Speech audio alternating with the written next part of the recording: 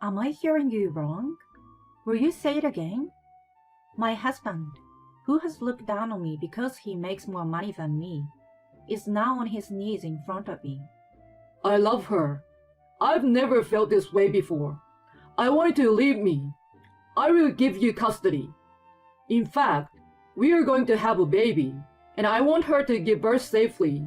So will you get out my house this month? He says this with sparkling eyes, but what he's saying is disgusting. Okay, here are the divorce papers. I will only take the younger girls. I don't know about that other kid. I said in a calm voice. Take our eldest daughter with you. He was really insisting. I don't want to do that, because she is. My name is Irene. I'm 45 years old. I have a husband, Tommy, who is the same age as me, and 3 girls. The oldest is 20 years old, and the younger girls are in the 5th and 4th grades. I work full-time as an office worker. I work early in the morning, and still prepare dinner even on the days I come home late. Good morning, Mom.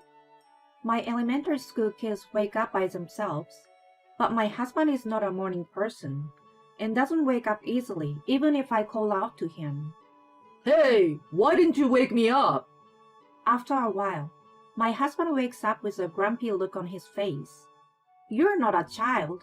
You should wake up by yourself. I tell him coldly. If I'm late, it's your fault. My husband raises his voice. What are you talking about? It's your fault, isn't it? When my daughter blurts out a good argument, my husband's face turns red. How dare you talk back to your parents? Oh, shut up.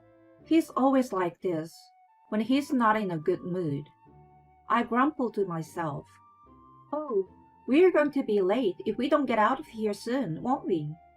My husband clicks his tongue at my words and rushes out of the house. This is a scene every morning in our house. And there is another problem. Micah, are you awake? If you don't get ready soon, you'll be late for work.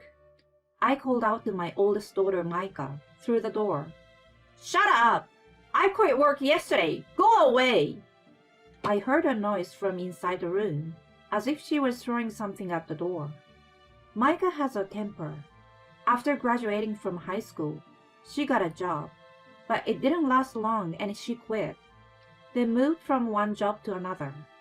As for the reason for her resignation, she said that she felt excluded, and the colleagues talk about her behind her back. She didn't listen to what I had to say. Oh, okay, I'm sorry. She would apologize like that, but made fun of me. When it turned out that she had been lining her own pocket by selling my younger daughter's personal belongings without their permission, I thought they were trash, so I got rid of them. When she said that with a smirk on her face, I was so angry that I almost hit her. When the next phone bill exceeded $500, I scolded her. Do you think money grows on trees? If you want to play, you should go work. Micah seems to feel bad about it, and she was silent and sulking. And then my husband came home from work and said, Hey, don't yell at her like that. Don't you feel sorry for Micah? I make most of the money in this house anyway. If we are having a hard time making ends meet, it's because of your poor management of the family. He looked down on me and laughed. It's your constant pampering that's ruining it. Shut up! Didn't you hear what Dad said? I'm trying to get some rest and relaxing. You are always whining. Don't act like you're my mother. Micah glared at me sharply and went back to her room. Look, I can't do this anymore. I can't deal with her. Neither can you. You come home late. You don't do anything at home. Is earning money your only duty as a father? My husband sighs at the sight of me. Isn't it a mother's job to take care of the children? I feel bad about Micah too, but what can I do? He said this to me without any apology. Hey, you're coming home late every day these days. You're not cheating on me, are you? My husband's face scrunched up a little at my words. So this is about a friend of mine who has a wife and child and has fallen in love with another woman. I'm trying to help him with that. What would you do, by the way? Well, I don't know. I would talk to the cheater first, see how serious she is, and then make a decision. I think it's best to start talking as soon as possible. I see. I guess so. After mumbling to himself, he went into the bedroom. I took out my phone and made a call to someone. It was the next evening. I wonder if I'm deaf. Could you repeat that? In front of me was my husband, who usually looks down on me in a big way, and a young woman who is standing by him, looking at me with a slightly smug look on her face. This woman, Jill, works for my husband, and is 20 years old like Micah. I like her. I never felt this way before. I want you to leave me. I will give you custody. In fact, Jill is going to have a baby, and I want her to have it in peace. So I want you to out of my house by the end of this month. He looked at me with sparkling eyes like a boy who had found his first love, yet said the worst words ever. Give up the custody? You just didn't want it. Since I kept quiet, Jill, the cheating partner, immediately talked to me. I'm indebted to you. Tommy loves me more than he loves you, though. Looks like your marriage has not been going well for a long time. Then please give him to me. Jill giggled. You said so yesterday. You said you will make a decision after you hear what the other person has to say. Jill loves me, and of course I love her. I'm begging you. Will you break up with me? I was annoyed by the atmosphere, as if I was the bad guy tearing them apart. I stood up quickly and came back with something. Okay, here are the divorce papers. I will only take the younger girls. I don't know anything about that other kid. I said calmly, but my husband was extremely furious. Why? Take Micah with you. In short, he wants to spend a happy newly wedded life with his young wife, leaving everything else to me as before. How can I allow such a thing? I don't want to do that. She's not the one I carried in my belly. Since we are getting divorced, she's Micah's mother from now on, isn't she? She snickered at me. What? I don't know anything about that. Tommy, you said you will leave the kids to your wife. I don't want to take care of the kids. I don't know how to deal with elementary school kids. Jill, who had looked so relaxed earlier, suddenly became impatient. My husband looked troubled. Huh? Elementary school kids? What are you talking about? The one you're going to take care of is a 20-year-old woman just like you. Huh? Jill's surprised face at that time was so funny that I can't help laughing when I remember it now. Actually, Micah is not my child. 3 years ago, Micah came to our house with a big baggage. Who are you? I'm here to see my dad. It should be okay, so just let me in, she said to me with the same forceful attitude she has now. I immediately called my husband, and when I told him, No way! You are kidding, right? He had an illegitimate child. He had a child with a woman he had a relationship with before he met me, and he gave her a sum of money as child support without acknowledging her. Her mother passed away, and none of her relatives took Micah in. She must have had an attitude problem. One of the relatives tried to find her real father, my husband, and so Micah came to our house. At the time, my children were in the early grades of elementary school, and I didn't know how to explain the sudden appearance of a half-sister. Naturally, I refused to take Micah in. Then my husband got down on his knees, as he is doing now.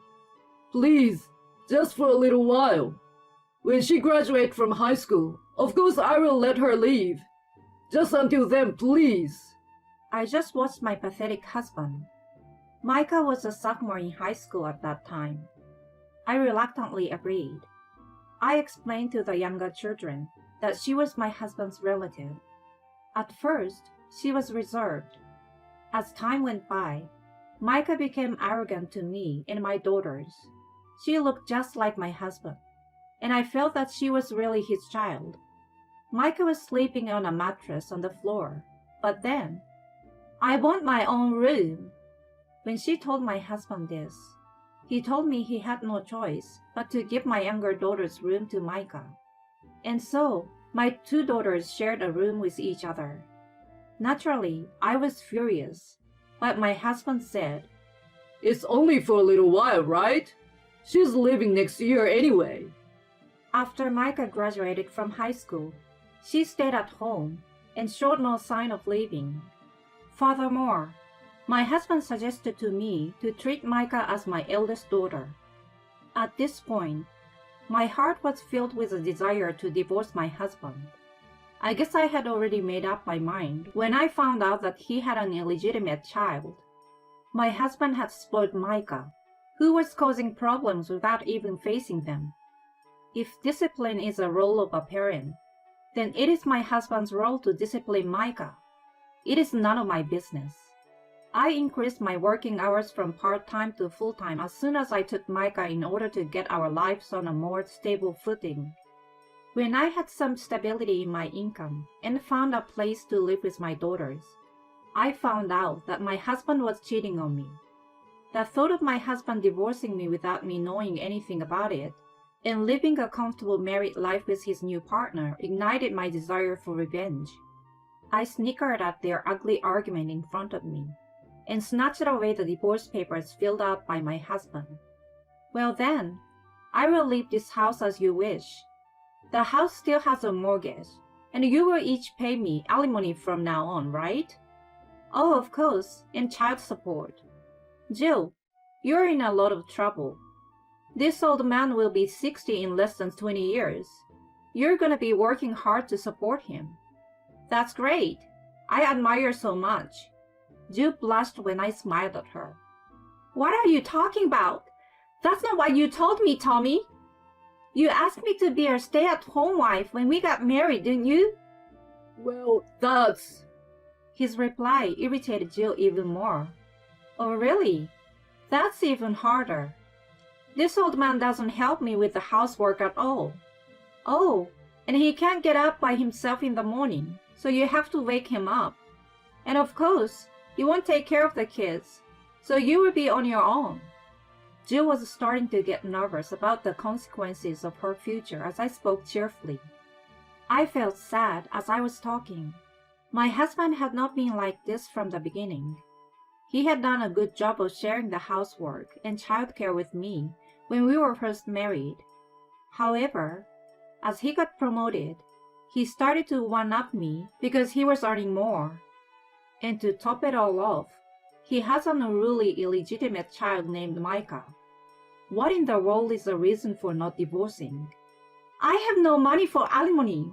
What am I going to do? I'm about to have a baby. Don't you feel sorry for me? Well, I feel sorry for the baby in your belly. To have a woman who can't even say a single word of apology for destroying someone's family as a mother, and to have a stupid man as a father who thinks that the only role of a father is to make money. I said to them in a calm manner, and they turned red in the face. Jill, don't worry about the money. I didn't tell her this, but I actually have a good amount of money saved up from my bachelor days, so there's no need to worry about the money. Jill's face lit up instantly. She looked at me as if to say, Hey, I won. Oh, I see. Oh, I thought I saw Micah rummaging through your wallet a little while ago. I think it was a credit card. My husband's face turned pale as I made a deliberate pretense of thinking. He rushed to Micah's room. Hey, you didn't. Micah seems to have overheard our discussion from her room. Well, I borrowed some money. I don't know the total amount, but maybe about $2,000 this month. Micah laughs bitterly, but soon turns the tables on him and says, But I don't have a choice. I'm in the middle of recharging my batteries, so it's your fault for being stingy and not giving me an allowance. Jill, the cheating partner, looked at the arguing father and daughter with a tense expression on her face. I was standing behind her. Isn't she an energetic girl? I couldn't even handle her. Good luck, her new mom. Oh, and don't forget the alimony. Jill fell to her knees and started waiting. I left her there without a word and walked out of the house feeling light. Thanks for waiting. Let's go back to our new home. My daughters came running up to me with smiles on their faces. Are you okay? My friend, who I had asked to watch over my daughters, was worried about me. It was a big win. I gave a peace sign and high-fived my friend. This is my friend's story, he said. Wouldn't anyone think 80% of the story is about himself? I was struggling to hold back my laughter. The night before my husband told me the story, and I realized it. So I asked my friends to take care of my daughters for me. I laughed at my husband who really brought his girlfriend. I was preparing to leave home to get a divorce from my husband. The contract for the new house had been signed a few days before, and most of the belongings had been moved out. My husband, who is indifferent to our family, was not even aware of this. A few days later, I was contacted by both of them through my lawyer. Your husband is demanding a reduction in the amount, and the cheating partner says that the relationship with your husband is untrue. I submitted a new audio recording of the discussion. Then I started ignoring their calls, so I sent a certified letter to their workplaces and the cheater's parents' house. They seemed to have given up, and the amount of money I had requested was transferred later. The next month, my husband and Micah appeared in front of me on my way home from work. Irene, please come home. I was wrong. You're all I've got. You're still mad at me, aren't you? Can you forgive me for this? Come home, Mom. Dad expects me to do all the chores. They had tears in their eyes. You're both trying to sell me something I don't want to buy. It's pretty disgusting. So you'd better stop. I'm not angry. Oh, I don't have any feelings for you at all. And oh, isn't that young wife with you today? My husband looked down as I looked around deliberately. Oh, and who is your mother? Do you mean me? I have only 2 daughters. You're not my daughter. Micah, aren't you the one who told me not to act like your mother? You don't like this. You don't like that. Get a grip. I scolded Micah like this over and over again. Micah was the one who rejected me, and in my own way, I've done my best to deal with her even if she was not my own child. But that is over now. Now that we are divorced, these 2 are completely strangers to me. If they come again, I will call the police without hesitation. Of course, because they are outsiders now. They ran away from me as if they panicked at the word police. I thought that they looked just like each other, and their thoughtless personality were just like a father and child indeed. Incidentally, I knew from my lawyer that Jill and Tommy had broken up soon after that. It turned out that Jill's pregnancy was also a crazy story, and that they had been making a joint effort to avoid my demand for alimony, thinking that I might feel sorry for them if they told me so. Anyways, they told their lawyer that their love was pure. I don't understand what kind of mind she has at all, but maybe my ex-husband, who became a head of the department at a young age, looked good to her. However, it turns out that the man is no better than a schoolboy who can't even get up in the morning by himself. She should be thankful to me that she found that out before they got married. By the way, I found out about the affair from my ex-husband's subordinate, whom I met by chance at the supermarket. He is very close to one of his subordinates, and there are some rumors about it in the company. I thought if it was really okay, because their age gap was like a father and child, but... I didn't have any doubt in my mind to trust my ex-husband after hearing such a rumor. My ex-husband was demoted, and Jill, the cheater, resigned from her job out of embarrassment. Jill seems to have borrowed money from her parents to pay the alimony, and now she is working from morning till night under their watchful eyes. She seems to have been thinking of an elegant life as a housewife married to my ex-husband. who owns a house and is a department manager. But such a life is a dream. She must have learned the harshness of reality the hard way. Don't underestimate life, you little girl. The stupid father and daughter is still living in that house, but they have been fighting every day. And when it got worse, the neighbors have called the police. I think Micah is just frustrated, though my ex-husband seems to be doing fatherly things. I'm sure the house is in shambles, but it doesn't matter to me. 20-year-olds are usually considered adults. You can't stay a child forever. I hope they have a hard time from now on. And as for me, thank you for everything, Mom. I blush with embarrassment, and my daughters give me a handkerchief. It was the same handkerchief that Micah had sold without permission, and that they had given to me on Mother's Day a long time ago. My parents are gone, and I don't have many relatives to rely on. But I have many friends and such kind daughters. I'm a very blessed person just because of that. Thinking of this, I smiled and said thank you.